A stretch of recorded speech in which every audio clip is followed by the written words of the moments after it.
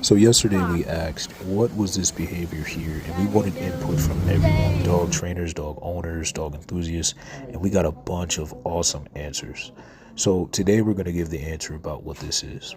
This can be a dominant display, meaning that a dog wants to leave their scent or cover up another scent with their scent.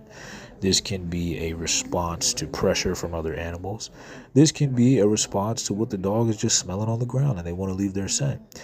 They can do it after they pee, they can do it after they poop, they can do it randomly after smelling something.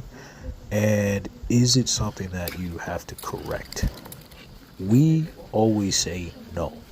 Now, if your dog is obsessive about it, they want to mark every day, all the time. What we tell people is this: don't correct this behavior. Teach your dog a solid heel and teach your dog a solid break. And when you say break, that dog is allowed to go off into the grass, do its thing, mark. And when you say, hey, Fido, heel, they come right back to you and heel. Problem solved. So is it something we think you need to correct? No. We haven't done it. We got a whole bunch of dogs. We never taught any of our clients to do it.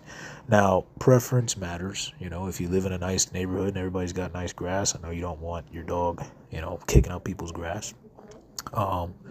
But I tend to go out of my way and take my dogs down paths where a lot of dogs have walked because to me, this is almost their form of social media. When they smell, they're smelling who's new, they're smelling who's old, they're smelling who's healthy, they're smelling who's sick, they're smelling who's male, they're smelling who's female, who's in heat, who's full of testosterone. They can smell all those things.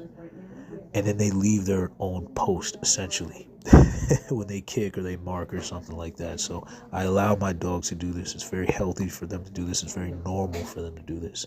Again, if you have a dog that gets a little obsessive over it, look, maybe set aside 10 minutes in the morning and that's the only time they're allowed to do this. And throughout the rest of the day, don't allow them. You know what I mean? But is it something where you're saying like, hey, my dog should never be able to do this, it'll lead to other things? I've never seen it.